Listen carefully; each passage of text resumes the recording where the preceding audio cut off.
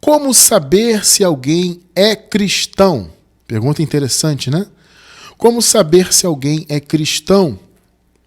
O nosso versículo inicial se encontra no livro histórico de Atos dos Apóstolos, capítulo 11, verso 26. Vamos ler. Sucedeu que todo um ano se reuniram naquela igreja e ensinaram muita gente.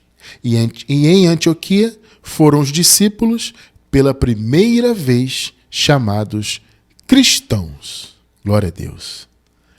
Preciosa igreja do Senhor Jesus, povo abençoado, selados com o Santo Espírito da promessa, igreja santa, sem ruga, sem mácula, mais do que vencedores, salvos sempre salvos, libertos do império das trevas. Essa pergunta do tema ela é bem interessante, eu quero tratar desse assunto para que você, como igreja, entenda o que é de fato ser cristão. Será que ser cristão é ser religioso? Ser cristão seria ser um cumpridor, né, de mandamentos, de cerimonialismo. Enfim, ser cristão, será que é isso? O que aqui diz no texto que a gente acabou de ler, né, que pela primeira vez a igreja, os irmãos, os discípulos ali foram chamados cristãos. Essa palavra cristão, ela remete a quê? Nessa época aqui desse texto histórico, a palavra cristão remetia a alguém parecido com Jesus, né? Seria como se fossem assim pequenos cristos, vamos dizer assim, né? Eles são, no grego é cristianos, né? Que inclusive é a raiz do meu nome, né? Cristiano, né? E então essa palavra foram pela primeira vez chamados cristãos. Por quê? Porque eles se pareciam com Jesus, eles seguiam os caminhos de Jesus. Eram pequenos Jesuses, entre aspas, vamos dizer assim, né? Ou seja, cada um ali era como se fosse um pequeno Jesus, né? Ou seja, você vê a simbologia tremenda, né? Você vê como a sociedade via, né? E na verdade havia, inclusive, obviamente, muito preconceito contra essas pessoas, naquela época principalmente, né? Em especial vindo daqueles que eram da circuncisão, né? Porque, em especial do ministério de Paulo aqui, o preconceito contra o ministério de Paulo, né? Porque essa ocasião aqui que nós lemos, né? Em Atos 11, foi o ministério de Paulo, né? Paulo estava ali ensinando e pela primeira vez aqueles discípulos foram chamados cristãos. Então havia por quê? Porque os que seguiam Jesus, principalmente, né, se tivessem recebido a palavra por meio do ministério de Paulo, estavam abandonando obras da lei. Né? Se fossem judeus que viviam debaixo da lei, eram ensinados a deixarem aquelas obras. Né? E a carta aos Hebreus, por exemplo, é uma prova disso. Né? Se você lê a carta aos Hebreus, você vê que, que a confecção da carta e todo o conteúdo dela é voltado para dissuadir aqueles hebreus que criam em Jesus a abandonarem obras da lei. Eles entenderem a superioridade de Jesus em relação a Moisés e também em relação a Abraão. Porque Abraão era tido pai, né? Nosso pai Abraão, segundo a carne, né? E Moisés, aquele que trouxe a lei. Então a carta aos Hebreus, toda ela praticamente, ela aponta para a superioridade de Jesus, consequentemente a superioridade da aliança que Jesus representa. Entende? Então o ministério de Paulo era isso, para os judeus foi isso. Né? Foi, além de falar de Jesus, que Jesus era o Messias, que isso obviamente é básico, né? Até os outros apóstolos que foram enviados aos judeus também pregavam: Jesus é o Messias, o reino já veio, ou está para vir, né? Estava muito próximo, o reino veio definitivamente no ano 70, né? E, então os judeus, os outros discípulos e apóstolos, né, foram enviados para os judeus para trazer essa mensagem do reino, que o reino estava às portas, que Jesus era o Messias esperado, etc, etc. Né? E Paulo, além disso, né, Paulo também ensinava o povo a abrir mão de obras da lei, a entender que Jesus era superior e que a nova aliança era superior, obviamente. Né? Então, quando as pessoas eram chamadas de cristãs, elas eram identificadas como seguidores de Cristo, pessoas com atitudes parecidas com a de Jesus, né? Pessoas que seguiam os seus caminhos e os seus ensinos, né? Consequentemente, atraía, né? Como eu falei, a perseguição de muitos, especialmente os da circuncisão, perseguiam muitos aqueles que eram da fé em Cristo, né? E havia todo aquele contexto ali. Mas é bom você ter em mente isso. Agora, e hoje em dia, o que a palavra cristão remete? O que é ser cristão de verdade? Vamos caminhar então um pouquinho nesse entendimento, né? Para a gente poder ter em mente que ser cristão, abençoado, é bem diferente, né? De tudo que nos de tudo que é falado na sociedade, né? Tudo que as pessoas fora dos ambientes eclesiásticos pensam, né? Porque o que as pessoas pensam? Vamos lá. As pessoas fora do ambiente eclesiástico, até fora da palavra da graça, eu diria, né? Elas têm essa ideia de que ser cristão é seguir um conjunto de dogmas, né? Então, ser cristão é você aceitar a Jesus. Existe esse conceito, né? Que, assim, no meu modo de ver, nem é bíblico, não tem qualquer fundamento essa ideia de que eu aceitei Jesus. Você não vê isso na Bíblia, né? Ou seja, aceitar no sentido de que você decidiu, né? Crer em Jesus, você decidiu ser de Deus. Neste sentido, a expressão aceitar a Jesus não existe, não tem isso aí. Eu decidi crer em Deus porque eu quis. Você não encontra isso aí na Bíblia, né? Mas as pessoas pregam isso aí, dizem que ser cristão, antes de tudo, é você, por sua própria escolha, aceitar a Jesus. Eu coloco sempre entre aspas essa expressão, né? E após o ato de você aceitar ao Senhor, você passa a seguir um conjunto de regras. Então, se você aceitou a Jesus na denominação, sei lá, Assembleia de Deus, você vai seguir as regras da Assembleia de Deus. Então, a Assembleia de Deus diz que tem que andar assim, que tem que andar assado, que tem que cumprir isso, cumprir aquilo, usar esse tipo de roupa, etc. E a pessoa vai caminhar naquilo, né? E aí, ou então na Batista, né, tem o seu ritmo, a Adventista tem o seu ritmo, etc. E as pessoas acabam entendendo o seguinte: eu sou cristão porque eu pertenço a essa denominação e eu sou visto como cristão, né, porque eu ando com esse tipo de roupa, porque eu ando com a Bíblia, o livro, né, Bíblia físico, debaixo do braço, né? Ou porque eu sou diferente, porque eu não ando muito com as pessoas, eu nem cumprimento direito o meu vizinho porque ele é macumbeiro, porque ele é católico, né? Então, e as pessoas têm essa ideia. Eu sigo um conjunto de dogmas, um conjunto de regras que me foi passado. Primeiro eu aceitei Jesus porque eu quis, aí eu passei por todo aquele processo inicial, né? Algumas denominações têm a chamada classe dos catecúmenos, né, que são os iniciantes. Aí depois dessa classe dos iniciantes, você passa por um processo de, sei lá, faz um curso de batismo, aí você se batiza. É todo um processo, né? Aí depois você tem que tomar a primeira Santa Ceia ou primeira comunhão na Igreja Católica, todo aquele processo, né? E aí agora sim eu sou cristão, né? Então, tem essa visão, né? Eu sou católico, então logo eu sou cristão. Eu sou evangélico, eu sou pentecostal, eu sou neopentecostal, eu sou tradicional, protestante, então eu sou cristão, né?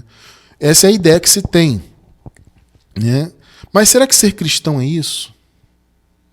Eu supostamente aceitei Jesus, eu agora faço parte de um hall de membros, né? Eu tenho uma carteirinha com o CNPJ de uma denominação, eu sou cristão. Será que isso é ser cristão? Ser cristão é ser preconceituoso? Muitos têm essa ideia, né? Cristão é preconceituoso. Por que as pessoas têm essa ideia? Porque, de fato, a religião chamada cristã, né, ela traz alguns preconceitos, em especial o preconceito religioso. Eu digo isso porque eu vivi muito isso, eu tenho certeza que muitos de vocês viveram também, essa questão de você preconceituar pessoas de outras crenças. Não é verdade? Eu, particularmente, era assim. Se eu visse alguém, né, que era, sei lá, de uma religião de origem africana, era da Umbanda, qualquer tipo de macumba, como se diz, né? Eu olhava e já dizia que aquela pessoa era uma perdida. Se ela não aceitar Jesus, ela é perdida. Se Jesus voltar, ela fica. Eu tinha esse pensamento. Isso é o quê? Um preconceito, não é verdade? Porque eu estou conceituando uma pessoa sem conhecê-la. Ah, mas Cristiano, se ela está na macumbaria, se ela está na religião X, se ela está na católica, ela tá perdida. Será? Esse é o pensamento que você tem que ter. Você não pode preconceituar porque você não sabe se ali tem um salvo de Deus, uma salva. Aquela pessoa pode estar presa à religião porque a mente dela não foi resgatada, o entendimento não foi salvo. Aliás, nós falamos sobre isso recentemente. As manifestações da salvação. Se aquela pessoa é uma pessoa filha de Deus, ela já nasceu salva, porque a salvação já foi consumada. Estou falando salva em termos de eternidade. Entende? O espírito dela já nasceu vivo. A alma dela já está salva da morte. E sim, amado, a alma é salva da morte. Tá? Não tem essa história de que a alma morre. Do filho de Deus, não.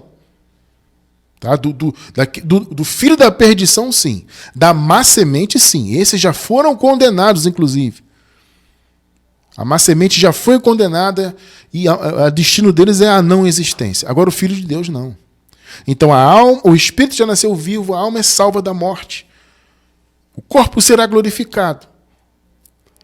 Mas o problema é que muitas dessas pessoas que têm essa condição espiritual, que são filhos de Deus nesse mundo, não tiveram o privilégio de conhecer o evangelho verdadeiro para ativar a fé genuína, para que o entendimento seja salvo. Veja, eu não vou me aprofundar muito nisso, que no nosso estudo anterior nós falamos disso. Tá? Então, se você quiser, é só assistir o nosso estudo anterior a esse agora. A gente fala sobre esse assunto. Mas o que a religião nos ensina? A sermos preconceituosos. Então, se eu sou da Assembleia, eu olho para alguém da Batista e falo, esse cara da Batista está errado, porque a Batista não fala em línguas estranhas, a Batista não tem isso, não tem aquilo, então eles estão errados. Se Jesus voltar, a Batista vai ficar. Aí o Batista olha para o Assembleano, porque o Assembleano é assim, assado, tal. A Assembleano olha para o católico é idólatra, então é tudo perdido. É um julgando, no caso, condenando. O problema não é julgar, né? O problema é condenar. Né? Então é um condenando o outro. É um dizendo que o outro vai se perder, sem conhecer a condição do irmão. Então, quantas vezes eu condenei, amados, no meu pensamento, pessoas, porque elas eram católicas, eu sentia pena. Poxa, eu tenho pena dessa pessoa, que ela é uma boa pessoa, mas ela é católica. Se Jesus voltar, ela vai ficar na idolatria, ela vai perder a salvação, que o diabo vai fazer acontecer com ela. Ser cristão é isso, amado? Pensa bem. Será que ser cristão é você deixar de usufruir das coisas boas que há na vida? Porque eu fui ensinado isso. Olha, você não pode usufruir do mundo. Né? Como se nós estivéssemos, sei lá, em outro lugar. Né?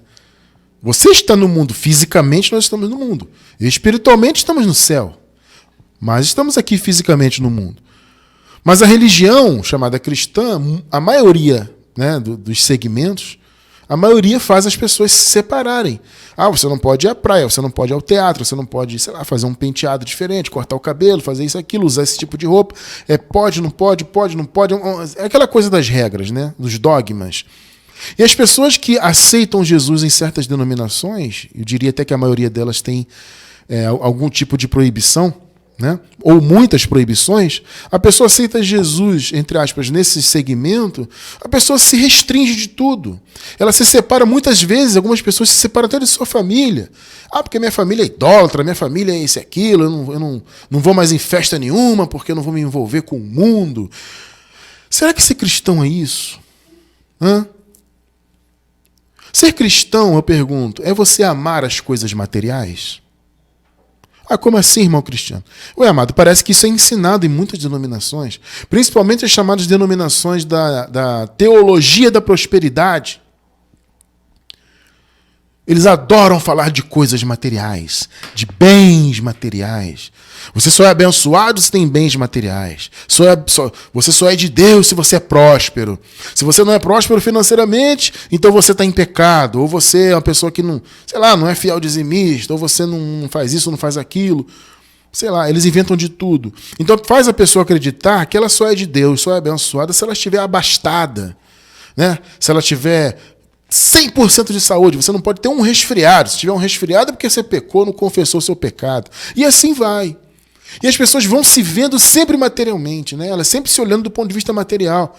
Aí vê um irmão um pouquinho melhor de vida, poxa, aquele irmão é mais abençoado do que eu. Eu estou passando aqui uma tribulação e tal, né? Aquele irmão está bem de vida, ele tem um carro bonito, ele tem uma casa, aquela coisa toda, né? Então ele está melhor do que eu, ele é mais abençoado, ele é mais santo, ele é mais isso, mais aquilo. A teologia da prosperidade faz isso. Coloca o povo para viver em função de coisas materiais e não em função daquilo que é de cima, como diz a palavra, né? O apóstolo Paulo usa esse termo para se referir às coisas espirituais, né? As coisas de cima, que é uma alusão ao paraíso, ao céu, etc. Então as pessoas esquecem as coisas que são de cima, né, para viver as coisas que são de baixo. Porque você fica sempre fazendo campanha. Vou fazer uma campanha para ser vitorioso. Ih, domingo que vem começa uma campanha do carro novo. Vou fazer a campanha do carro novo. Eu vou receber uma unção do carro. Amado, tem de tudo aí que você imaginar. Então é a unção do carro, é a unção da prosperidade, é a unção da conta bancária cheia. É a campanha de Israel, que você dá o seu tudo. Enfim, isso é a visão materialista no meio da igreja. Ser cristão é isso? Será que ser cristão é isso? Amados, obviamente que ser cristão não é ser preconceituoso. Entende? Ser cristão não é você seguir um conjunto de dogmas. Não é você deixar de usufruir das coisas naturais da vida. Sabe? Isso, obviamente, sem você praticar o mal do mundo. Uma coisa é você praticar as coisas boas que há na vida. Outra coisa é você fazer o mal. Quem tem discernimento, como nós temos, sabe o que é bom e o que é mal, obviamente.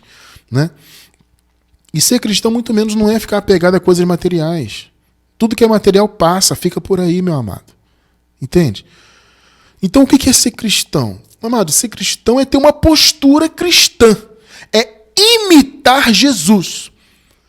Sabe, é ser, como a palavra no original faz essa alusão, ser um pequeno Cristo nesse mundo. Um representante dele. Um imitador, alguém que caminha nos seus passos. É seguir o que Cristo ensinou. Isso é ser cristão. Não, olha, amado, ser cristão não tem nada a ver com você pertencer a uma denominação. Ah, Cristiano, eu sou cristão porque eu sou católico. Não, amado, não tem sentido isso. Tanto faz se ser católico, se é evangélico. Eu sempre digo isso, para mim é tudo farinha do mesmo saco. Entende? Não faz diferença. Ah, então eu sou cristão se eu sou da Assembleia, sou cristão se eu sou batista. Não, cristão não tem nada a ver com denominações. Ah, Cristiano, você está aí, como é que fala? Sendo preconceituoso, você ataca as religiões. As pessoas podem falar isso, né? Mas veja bem, uma coisa é você ser preconceituoso com pessoas. Quando eu ataco aqui, eu não ataco pessoas, eu ataco ideias. Porque a nossa luta é essa. O apóstolo Paulo diz que a nossa luta é contra tudo que se levanta contra o conhecimento de Deus. Então a nossa luta é intelectual, é de ideias. Nós atacamos ideias aqui. Eu ataco instituições que se arrogam como representantes de Jesus, mas não são. Eu não ataco pessoas. Eu não condeno ninguém porque é católico. Não, muito pelo contrário. Entende? E essa é a diferença. Então, quando eu estou aqui falando contra a igreja católica ou contra a igreja, qualquer que seja protestante ou evangélica, ou qualquer que seja a religião, eu não estou atacando a pessoa A ou a pessoa B. Eu estou atacando as ideias. Eu estou atacando, indo contra aquilo que se levanta contra a graça, a revelação da graça. Ser cristão é isso também, ser combativo. Combativo contra o engano, contra a mentira, contra os ventos de doutrina. Ser cristão é ter essa postura, amado. Olha só, nós temos duas referências. Principalmente nós que vivemos na Nova Aliança, né? Duas referências. Jesus e o apóstolo Paulo. São duas referências. Mas Cristiano, Jesus de Nazaré viveu debaixo da lei. Amado, existe uma coisa na Bíblia, uma frase muito interessante que diz assim: examinai todas as coisas e retém o que é bom. Jesus de Nazaré viveu debaixo da lei? Sim. Ele veio só para os judeus? Sim. Ele ensinou os judeus e até cumprirem certos requisitos da lei? Sim. Mas eu vou reter o que é bom da postura de Jesus. Hoje nós seguimos a Jesus já ressuscitado. É o que o apóstolo Paulo chama de o outro, né? A outra manifestação, Jesus ressuscitado.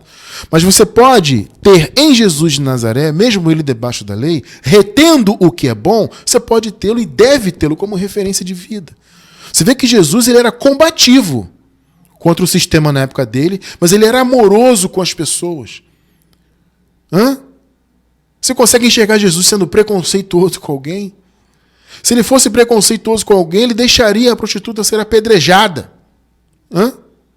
Mas Cristiano, de certa forma, ele deixou. Algumas pessoas falam isso, né? De certa forma, ele deixou, porque ele falou, não, mas ele não deixou, não. O que Jesus fez, ele sabia exatamente o que ia acontecer. Quem não tem pecado, atira a primeira pedra. A rigor, parece que ele deixou. Fique à vontade para apedrejá-la. Mas não, Jesus fez aquilo sabendo o que ia acontecer. Ele foi no coração daqueles homens que queriam apedrejar aquela mulher. Jesus sabia do resultado, obviamente, sempre soube. Então ele não foi preconceituoso com ela.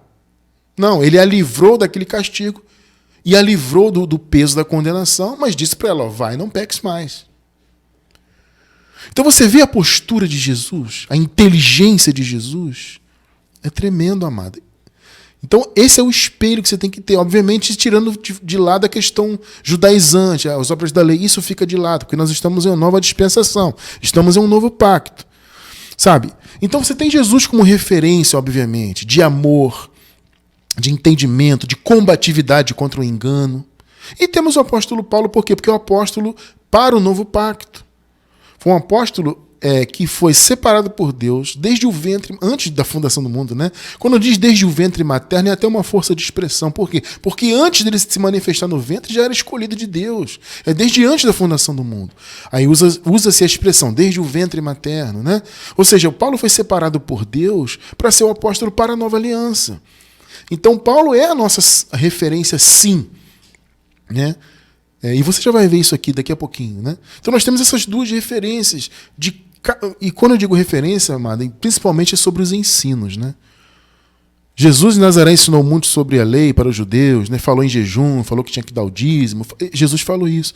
Mas você, como eu falei mais uma vez, com olhos iluminados você consegue filtrar aquilo que transcende a questão da lei. E você consegue trazer para a sua vida o que é positivo, principalmente os ensinos de Jesus acerca do amor.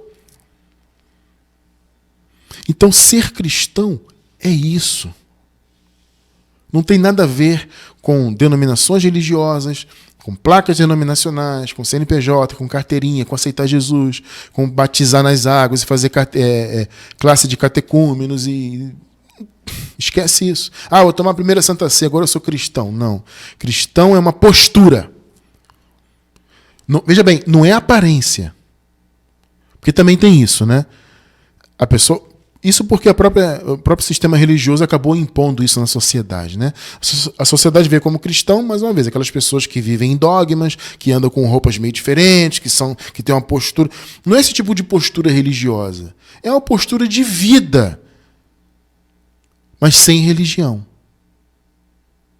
Ser cristão é isso. É ter uma postura de Cristo. É ter Cristo sendo estampado na sua vida. Porém, você não tem que estar ligado a nenhum sistema. Então, ser cristão é ter postura cristã. É imitar Jesus, é andar naquilo que Jesus ensinou. Na nova aliança, a revelação que nós temos de Jesus é a palavra da graça. Essa palavra foi dada ao apóstolo Paulo. O apóstolo Paulo foi a ponte, vamos dizer assim, né? Foi o intermediário. Ele recebeu de Jesus para transmitir para o povo. E pela misericórdia de Deus, essa revelação por meio das cartas do apóstolo chegou até nós hoje. Então hoje nós imitamos Jesus ressuscitado, a revelação da graça. Isso é ser cristão.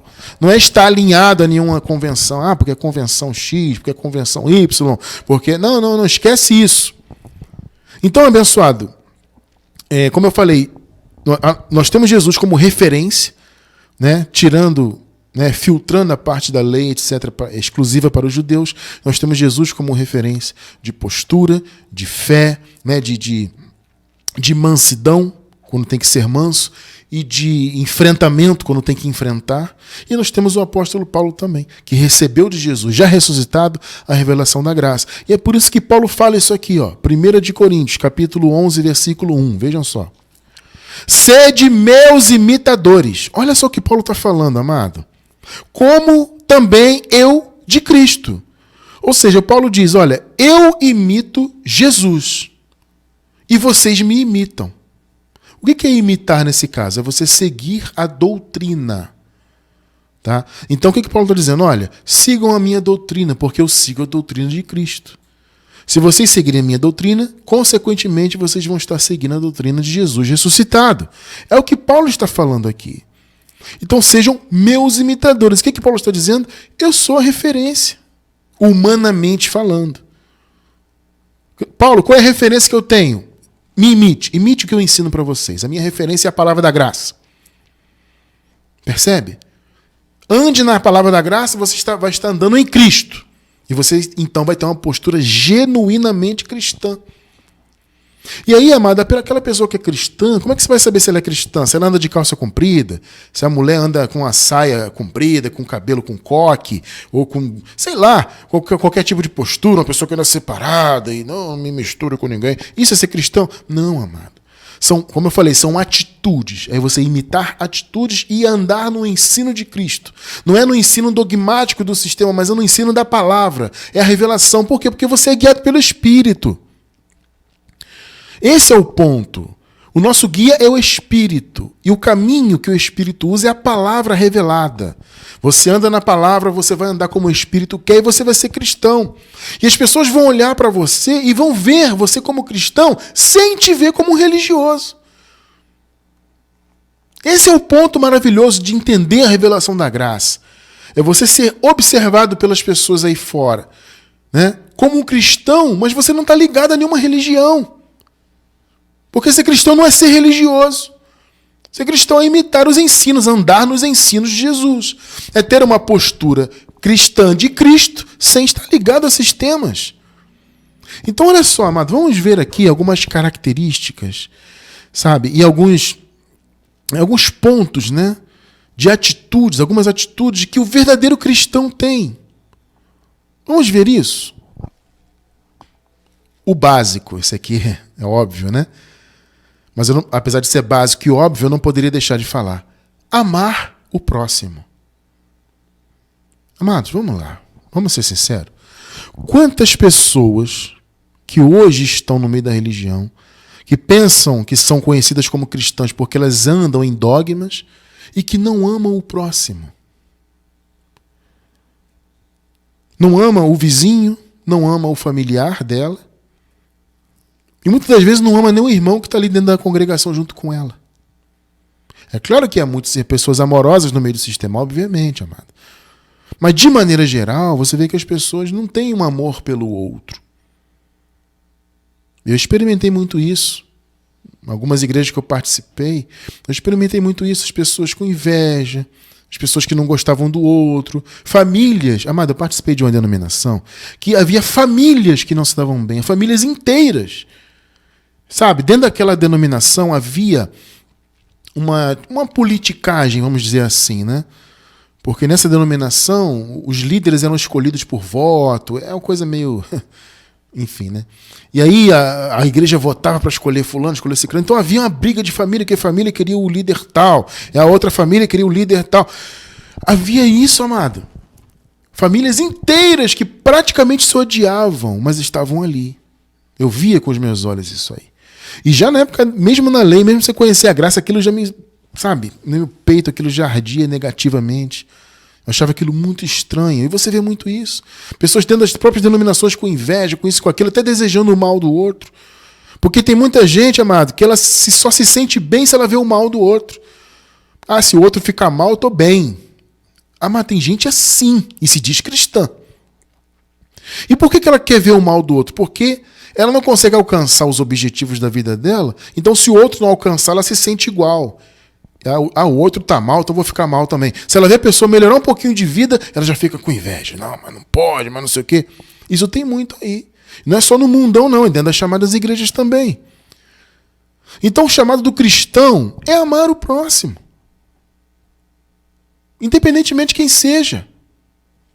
É fácil? Claro que não é, amado. Ninguém disse que é fácil ser cristão. Ser cristão, para muitos, né, pensa que é fácil. Bota uma roupa que a igreja mandou botar, coloca uma Bíblia debaixo do braço, vou para minha igrejinha. Sou cristão. Não é fácil ser imitador de Jesus. Pensa que é fácil? Ah, estou seguindo um dogma aqui, o pastor mandou fazer, eu vou fazer, sou cristão. Não, amado. Ser cristão é muito difícil, mas é possível para nós que temos o Espírito Santo. Veja só, Gálatas capítulo 5, verso 14. Gálatas 5, 14. Pois toda lei se cumpre numa só palavra, a saber, amarás ao teu próximo como a ti mesmo. Se cumpre em quantas palavras a lei? Numa só palavra. Ah, Cristiano Franço, Paulo está dizendo que tem que cumprir a lei? Amado, é claro que não, é justamente o contrário. Ele está dizendo o seguinte, olha, vocês que estão preocupados com a lei, porque se você observar a carta aos Gálatas, é isso, Paulo escreveu a carta justamente para alertar aos irmãos daquela igreja que não se submetessem às obras da lei. Entende? Então Paulo não está mandando ninguém cumprir a lei. Ao contrário, ele está dizendo assim, gente, vocês não têm que cumprir mandamentos da lei. Porque toda a lei, na verdade, é o amor. Se você ama, você cumpriu toda a lei. Está escrito. A lei se cumpre numa só palavra. Então por que você vai se preocupar com obras da lei se você tem um amor? É isso que Paulo está falando aqui. E esse é o chamado do verdadeiro cristão. Como saber se alguém é cristão? Se essa pessoa ama. Veja agora o que Jesus falou. Mateus 5. Livro histórico, né, de Mateus 5, versículos 43 e 44. Vejam só. Ouvistes que foi dito, amarás ao teu próximo e odiarás o teu inimigo. Isso na lei. Aí Jesus disse, 44. Eu, porém, vos digo, amarás aos vossos inimigos e orai pelos que vos perseguem. Amado, vamos lá. Isso é fácil? Ser cristão é fácil? Você ter uma postura como essa aqui é fácil? Não é, amado. Tem muita gente que fala assim, vocês que são da graça aí só querem facilidade. A graça é facilidade, o pessoal não quer jejuar, não quer pagar preço, não quer cumprir os mandamentos, não quer guardar sábado. Graça é só facilidade. Facilidade? Facilidade é você colocar uma roupa, uma Bíblia debaixo do braço e se dizer cristão e não cumprir nada do que a revelação diz. Faz o seu jejumzinho, dá o seu dízimozinho, sobe o seu montezinho, tá tudo certo. Não precisa amar o próximo, não precisa fazer o bem, não precisa ajudar ninguém, não precisa fazer nada. Eu cumpri o meu jejumzinho, tá tudo certo. Não, amado, ser cristão de verdade é difícil. Você amar a pessoa que te persegue, orar por quem te persegue. Mas está escrito aqui, meu irmão. Você vai seguir o que está escrito ou não? Então, o único mandamento, eu diria, que nós temos é esse. É o amor. Mas as pessoas aí fora estão mais preocupadas com as obras da lei, com as cerimônias, com o paga-preço, com as campanhas, com isso, com aquilo, do que com o amor. E como eu disse, estão nas igrejas aí com inveja, não gosta do cara ali da venda, tem raiva da família. E é cristão? Cuidado, amado. Quer ver mais uma característica? A primeira é a mais óbvia, não podia deixar de falar, amar o próximo. Agora, o cristão tem uma outra característica. O cristão, ele não condena. Ele pode julgar. Ué, Cristiano, como assim está dizendo que pode julgar? Que história é essa? Calma que a gente vai chegar lá. O cristão, ele pode até julgar, mas não condenar. É aquilo que eu disse. A palavra diz que nenhuma condenação há para o que está em Cristo Jesus. Certo?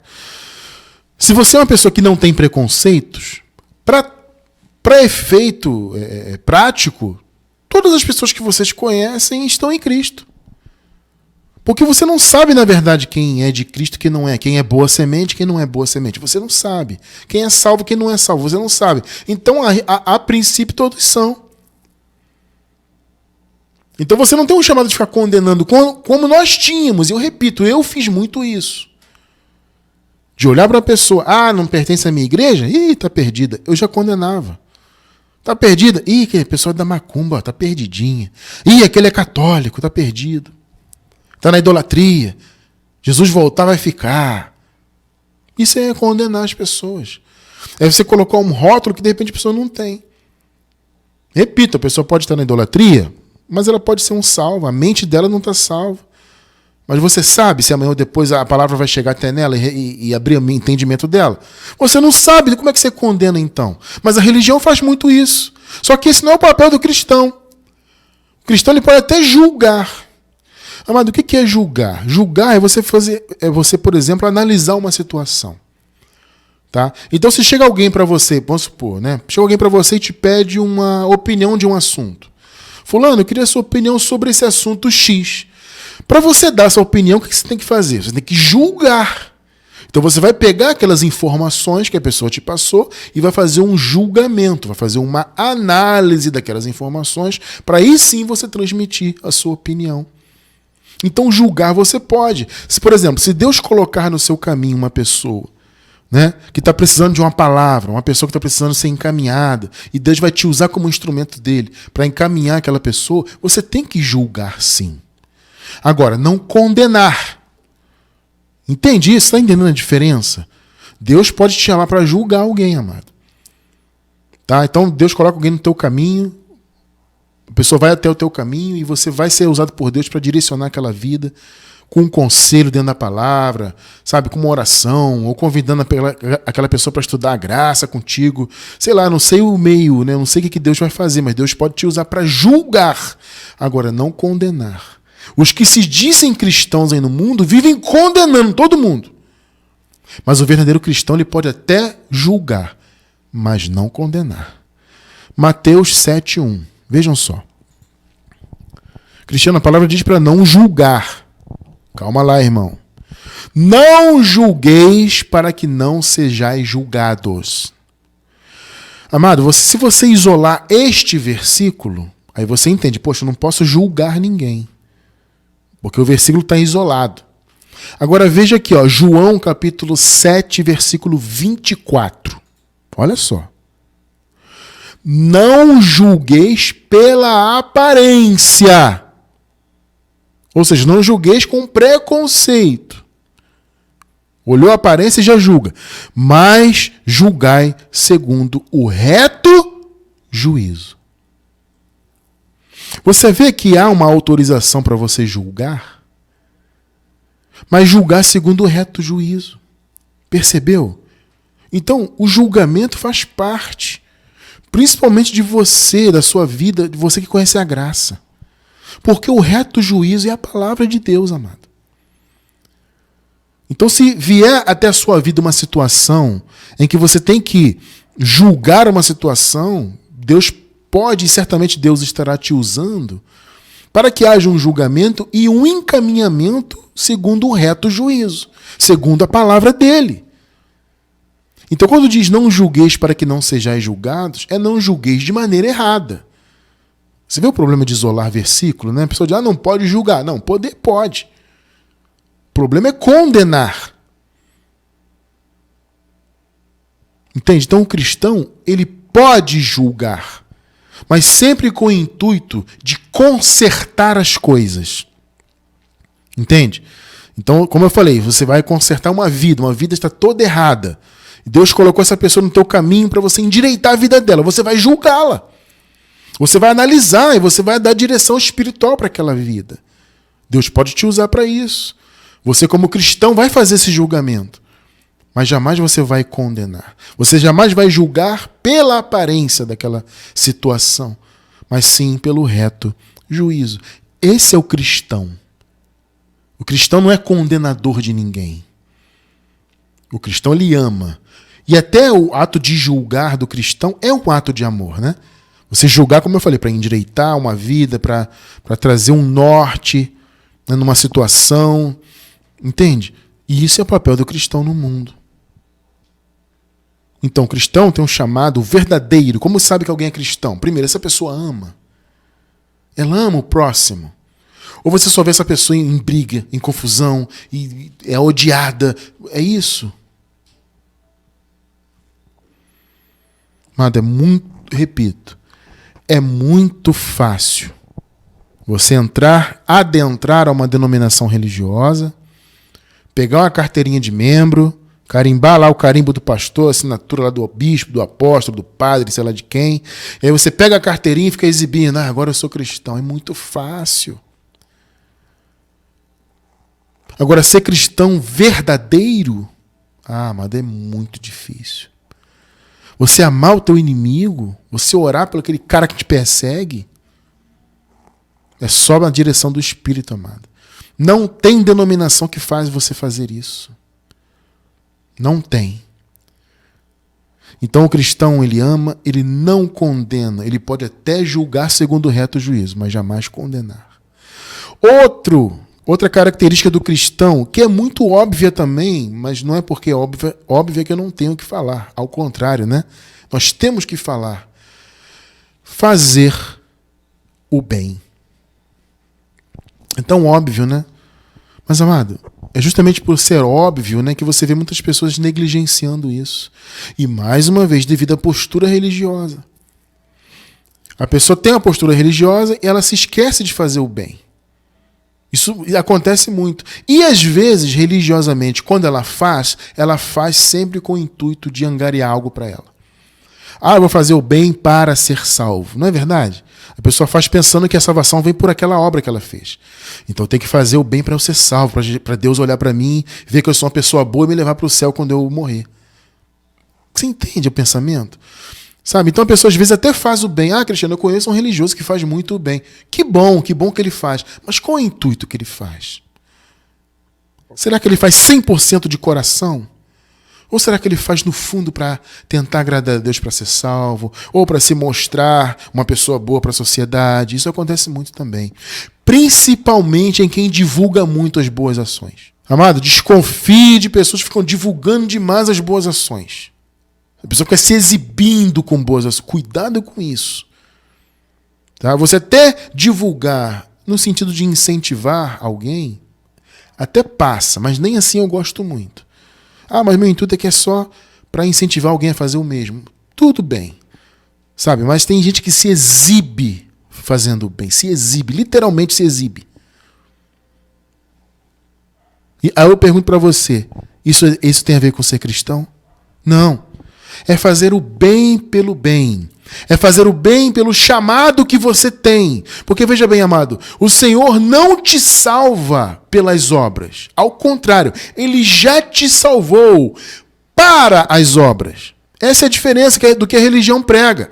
A religião diz que você tem que fazer as obras. Não só as obras da lei, os jejuns, o sacrifício, aquela coisa toda que vocês já sabem, mas também as boas obras. Os dois tipos de obras, da lei e as boas obras, ambas são pregadas na religião como que você tendo que fazer para ser salvo, tendo que fazer para alcançar o paraíso. É sempre isso. E na verdade é o contrário. Você faz as boas obras não para ser salvo, mas porque já foi. Entende? Então você faz como consequência da sua posição. O cristão verdadeiro é isso. Ele não faz pensando em ser salvo, porque ele sabe que ele é salvo, sempre salvo, independentemente de obras. Mas ele faz porque ele é de Deus. Ele faz porque o Espírito Santo habita nele. Entende? Então se ele dá um prato de comida para alguém que está precisando comer, ele faz porque ele é de Deus. Porque essa é uma boa obra que está dentro do coração dele. Ele não faz para agradar, para se mostrar. Deus, me vê aqui, Deus. Deus, olha para mim, dê um prato de comida aqui para a pessoa, hein? Coloca aí no meu nome no livro da vida aí. Não.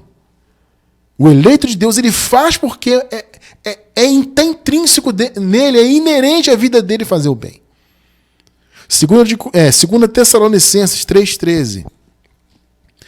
E a vós, irmãos, olha aí, não vos canseis. Olha só o termo, amado, interessante esse termo, né? Não vos canseis de fazer o bem. Não se cansem disso.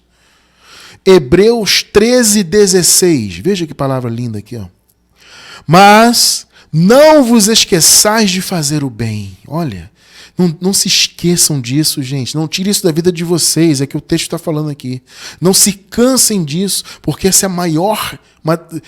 Amado, eu diria que é a maior, né, característica do Filho de Deus. É amar, claro, e como consequência desse amor, fazer o bem. Entende que é um amor, é um fazer o bem sem você querer nada em troca. É fazer porque é algo que está inerente a você, porque você é filho de Deus. Então não vos esqueçais de fazer o bem e de repartir com os outros, porque com tais sacrifícios Deus se agrada. Você entendeu aqui a palavra sacrifício? Mais uma vez, amado, isso aqui é uma alusão aos sacrifícios da lei. Você entende? É aquilo que nós... durante o bate-papo eu falei isso, né? Não foi durante o estudo, mas um pouquinho antes, né? No bate-papo em graça eu falei sobre isso. Né? Quando Paulo fala do culto racional, né? Um sacrifício a Deus. Quando Paulo recebeu, por exemplo, né? A igreja, os filipenses mandaram lá uma semente para o Paulo. Paulo falou, olha, eu recebi esse sacrifício de vocês como um cheiro suave. Né? E a gente fala que, poxa, vamos oferecer a Deus um culto racional, certamente Deus vai receber como um cheiro suave. Essa expressão é o quê? É uma alusão aos sacrifícios da lei.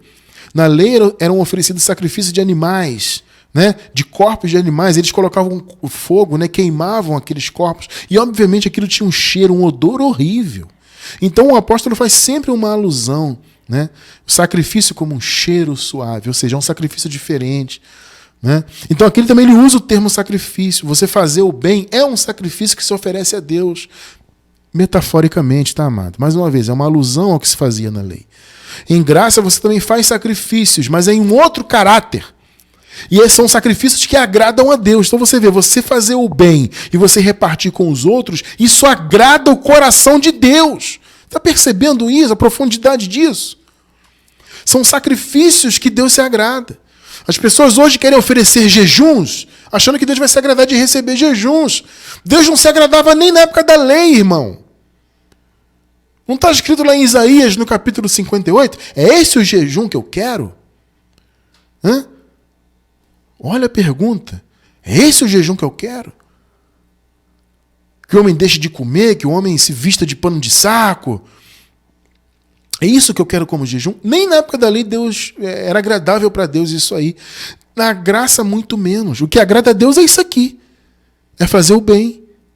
Não se esquecer de fazer o bem, porque esse sacrifício agrada a Deus. Olha que palavra. O verdadeiro cristão se envolve com isso aqui. E mais uma vez, não para alguma coisa. Para ser salvo, para ser abençoado, para ser ungido, para... Não. Ele faz porque já é tudo isso. Porque já é salvo, porque já é ungido, porque já é um abençoado. Todo bem que você faz, amado, entenda isso. Todo bem que você faz, que Deus te usa aí no mundo para fazer, é consequência de quem você é. Pegou, né? Vamos ver mais? Romanos 12. Eu vou ler aqui a Nova Versão Internacional. Vamos ler do 17 ao 21. Olha só que palavra de Paulo aqui. O verdadeiro cristão, ele segue isso aqui. Ele não segue dogmas. Ele segue isso aqui. Não retribuam a ninguém mal por mal. Mais uma vez, isso aqui é difícil, né? Porque você recebe o mal, amado, carnalmente, e imediatamente você quer vingança. Porque a carne é isso, né? Mas veja só, não retribua ninguém mal por mal. Isso é fácil? Não, é muito difícil. Procurem fazer o que é correto aos olhos de todos. 18. Vejam, façam todo o possível para viver em paz com todos. Mano. Ser cristão é fácil? É colocar uma bibliazinha embaixo do braço? Ficar por aí arrotando arrogância religiosa? Se mostrando santarrão? Fazendo bem para se mostrar? Façam todo o possível para viver em paz com todos. 19. Amados, nunca procurem vingar-se, mas deixem com Deus a ira. Porque está escrito, minha é a vingança, eu retribuirei, diz o Senhor. 20. Pelo contrário, se o seu inimigo tiver fome, dê-lhe de comer. Oh, meu amado. Pensa aí como isso é difícil. Ser cristão de verdade não é fácil. Pelo contrário, se o seu inimigo tiver fome, dê-lhe de comer. Se tiver sede, dê-lhe de beber. Fazendo isso, você amontoará brasas vivas sobre a cabeça dele. Essa expressão aqui é interessante, amado, amontoar brasas vivas sobre a cabeça. Isso aqui significa o seguinte: se você fizer isso, o seu inimigo vai ficar envergonhado. Tá? Isso é uma alusão que a pessoa, quando fica envergonhada, geralmente ela fica vermelha, não tem aquela brincadeira? Está vermelho de vergonha. Isso é uma coisa natural do corpo, né? Então a pessoa sente aquilo ali, né? Muitas vezes a pessoa fica vermelha, o rosto está vermelho, está envergonhado, está tímido. Então esse amontoar brasas na cabeça do inimigo é isso, ou seja, ele vai se sentir envergonhado de ser seu inimigo. Ele vai se sentir envergonhado porque ele é teu inimigo e você está ajudando ele. Tremendo, né? Essa é a nossa postura. É fácil? Não é. Mas é possível viver isso aqui porque o Espírito está em nós, amado. Mas é só quem é cristão de verdade, querido. Quem está debaixo da palavra da graça. Não tem jeito, amado. Só a direção do Espírito te dá poder para fazer essas coisas. E aí, vamos encerrar aqui no 21, né? 21. Não se deixem vencer pelo mal, mas vençam o mal com o bem. Isso aqui, teoricamente, é lindo e é muito fácil falar. Mas viver isso aqui, amado, só na direção do Espírito, é muito complicado. A carne não aceita essas coisas. Então eu digo e repito, não é fácil ser cristão.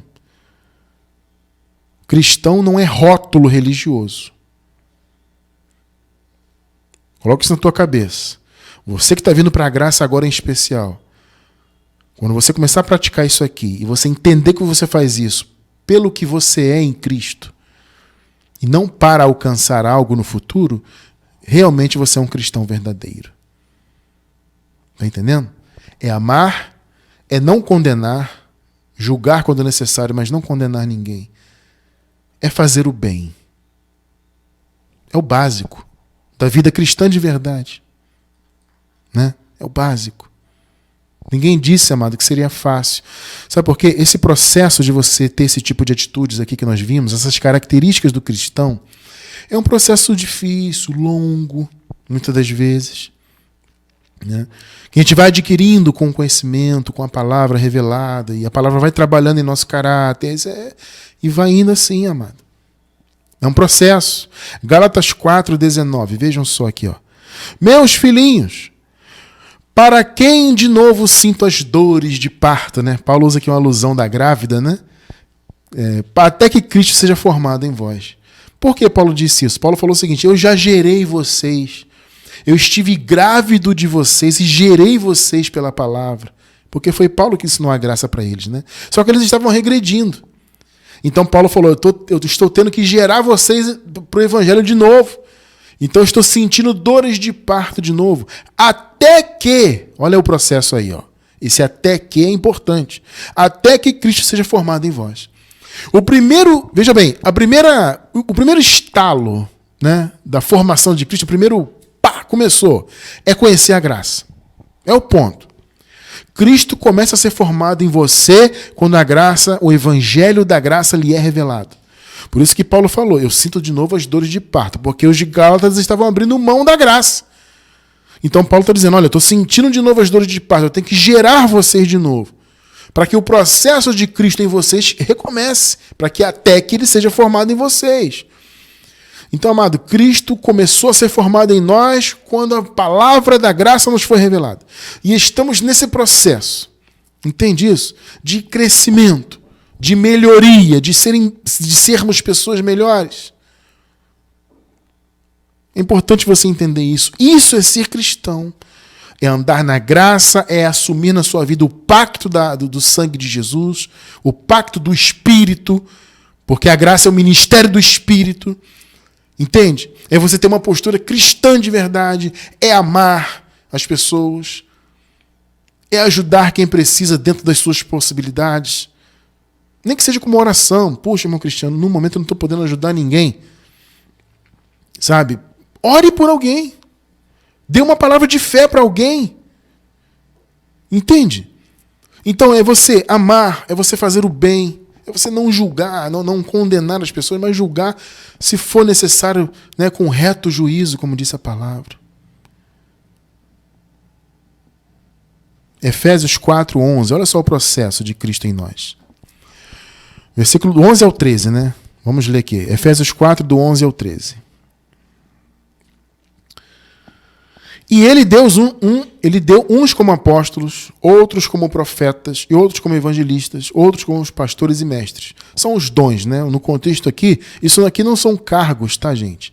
Não é título, nem cargo, nada disso. São dons, tá? Por que o Senhor deu dons para alguns, né? De liderança, de ensino. Qual o propósito de Deus nisso aí? 12. Tendo em vista, ou seja, o propósito de Deus com isso é o quê? O aperfeiçoamento dos santos. Então, o que está acontecendo aqui hoje, por exemplo, é isso. Você está sendo aperfeiçoado pela palavra. É o aperfeiçoamento dos santos para a obra do ministério. É uma preparação para você ser um obreiro de Deus, para a edificação do corpo de Cristo. Está vendo, amado? O corpo de Cristo está sendo edificado, ele é edificado pela palavra. É um processo. Ser cristão não é fácil. Não, repito, não é assinar um papel na igreja que você é membro, pegar uma carteirinha, colocar uma roupa, uma Bíblia debaixo do braço e ficar desfilando por aí. Isso não é ser cristão, não. Ser cristão é ter Jesus sendo formado em você, a começar pela revelação da graça.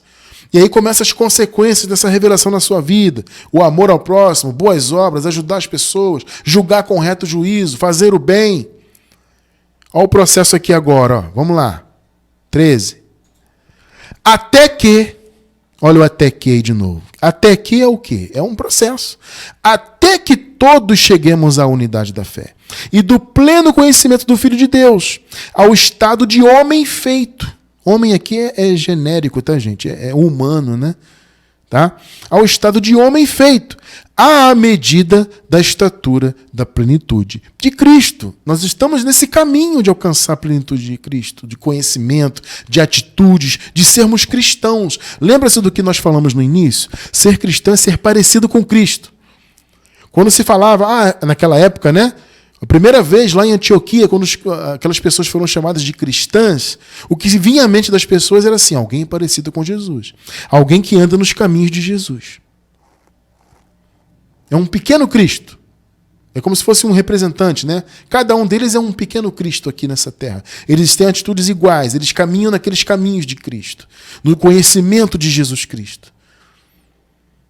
Você vê que não tem nada a ver com ser religioso. Não tem nada a ver com cumprir obras de lei. Entende? Participar de denominações. Não tem nada a ver com isso, irmão. Sabe? A pessoa te olhar e ver você com atitude cristã, de fato. E aí é um processo, né? Primeiro você recebe a revelação da graça e a palavra vai te moldando, até que, né? Até que. Entende? Porque, amados, nós fomos chamados para impactar o mundo.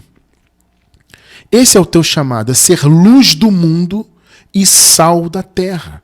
O sal tempera e a luz ilumina. É justamente o que o mundo precisa. O mundo precisa do tempero de Cristo, que é o amor. O tempero de Cristo é o amor, irmão. O tempero de Cristo é fazer o bem. Sempre que houver oportunidade de fazer o bem. Esse é o tempero de Cristo. Pensa nisso. É o teu chamado. É a iluminação que o mundo precisa. Como saber se alguém é cristão? É a pergunta do tema de hoje. Essas são as características. É fácil? Repito, não é fácil. É possível? Perfeitamente possível. Entende? Principalmente para nós, que pela misericórdia do Eterno, estamos hoje debaixo da palavra da graça. Quero encerrar com Filipenses, capítulo 2, verso 15. Para que vos torneis irrepreensíveis e sinceros. Ué, irmão Cristiano, torneis irrepreensíveis, mas nós já não somos irrepreensíveis? É bom você entender isso, as pessoas se confundem, né? Irmão Cristiano, de um lado Paulo diz que nós somos irrepreensíveis, né? Igreja sem ruga, sem mácula. E aqui diz que nós temos que nos tornar... Amado, quando Paulo fala que somos irrepreensíveis, igreja sem ruga, sem mácula e tal, é diante de Deus. Deus olha para nós, ele olha para nós do ponto de vista da obra de Jesus. Então ele não olha para nós segundo a carne. Deus olha para nós como pessoas, como seus filhos eleitos, espíritos perfeitos, completos em Cristo. Somos diante de Deus irrepreensíveis. espiritualmente falando. Mas aqui Paulo está falando diante da sociedade. Entende? A sociedade que nos cerca é sermos irrepreensíveis nas atitudes do dia a dia. Então isso aqui é um outro contexto. Para que vos torneis irrepreensíveis e sinceros, filhos de Deus imaculados, tá vendo aí, no meio de uma geração corrupta e perversa.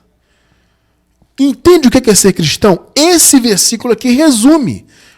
É você ser irrepreensível, é você ser uma pessoa imaculada, inculpável no meio dessa geração. Diante de Deus você já é imaculado pela obra de Cristo.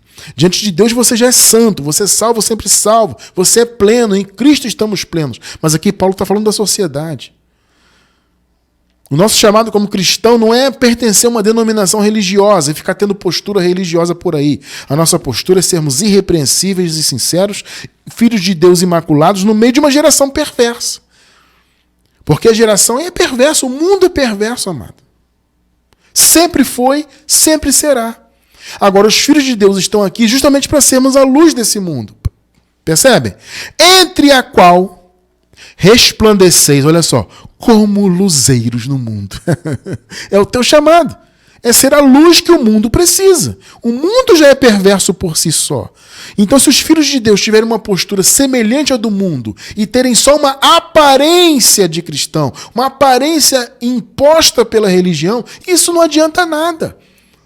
Você ter cara de crente, entre aspas, tá? Isso não adianta nada. Tá cheio de gente com cara de crente aí, irmão, que é como se diz, nós temos uma expressão aqui no Brasil, há muitos irmãos que nos acompanham de fora do Brasil, né? Mas aqui no Brasil existe uma expressão chamada 171, né? Que esse número vem do Código Penal, né? As pessoas que aplicam golpes nos outros, as pessoas que não pagam, tem muito isso, né? A gente compra as coisas, não paga, aplica golpe mente, né? E fala uma coisa, a palavra não tem peso, né? Tem gente que é assim, o que a pessoa fala, como se diz, não se escreve, né? Não é confiável. Tá cheio de gente com cara de crente assim, que é 171, como se diz na expressão, né? na gíria, é picareta, mas tem cara de crente. Você entende? Isso não é ser cristão. Ser cristão é isso aqui. Percebe? É ser irrepreensível na sociedade, filho de Deus imaculado, no meio de uma geração corrupta e perversa.